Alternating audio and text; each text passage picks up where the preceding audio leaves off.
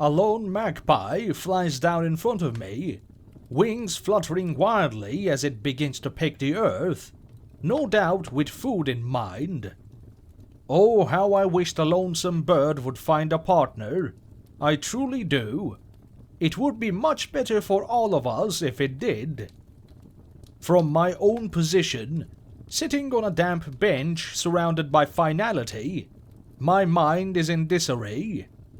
The cold winter's day is enough for my own breath to appear in front of me, my thick woolen coat offering less than desirable protection from the biting weather. I take a glance at my coal-black rucksack, making haste to push the protruding coil of hemp back inside of its depths. A magpie without a partner would simply not do at all. I have a partner myself, my counterpart, other half, ego balancer. He keeps me in check, though some ways in which that manifests are debatable in their benefit to me.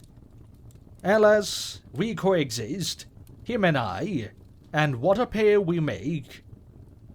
Granted, his decisions have interfered in the most unsavory ways, at crucial moments in fact.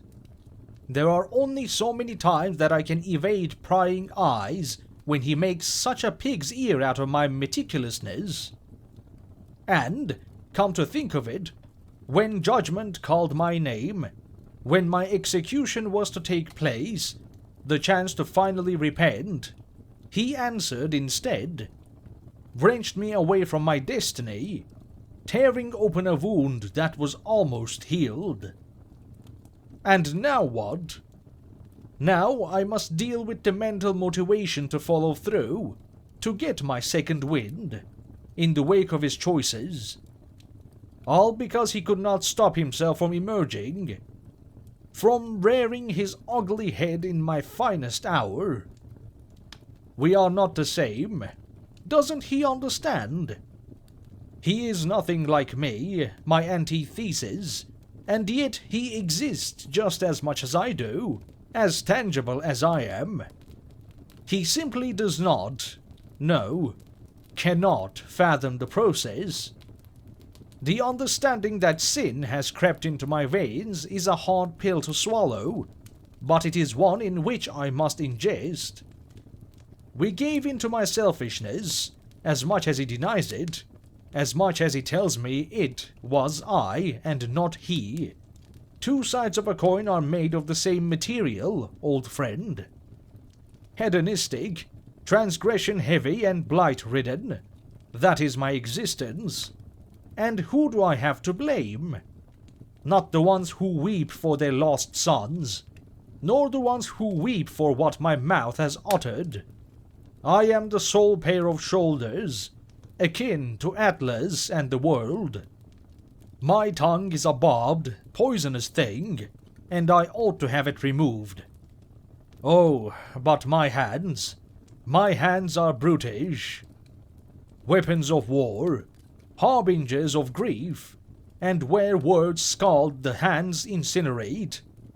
Intense, vibrant hemorrhages wherever they struck, and he disapproved. He hated the color, hated how I'd treat them like filth. If only he'd spoken up sooner, if only he'd been stronger, my soul wouldn't be quite so tainted with the stain of death. But even now, he will not allow me to repent. Even now he cries that there are those who care still. He, the moral compass, tells me to hold on. The bitter irony of it all is confusing to no end. He should be condemning me for being unable to help myself, for being morbidly curious of my own deeds. But even as I sit amongst the rows of stone, he remains steadfast. I will be victorious, old friend. He managed to hinder me, decided to throw his spanner in the works, but he will no longer hinder me now. I am in control, the master of the mind, not the servant. I shift in my seat, glancing at that magpie, fruitlessly searching for a worm in the hard, frost-ridden earth, unaware that it is partaken in an exercise of futility. And, to my bewilderment, a second flies over, the two standing proudly, confident that their joint efforts will reward them with the juicy invertebrate, or perhaps one will simply steal from the other instead. I smile.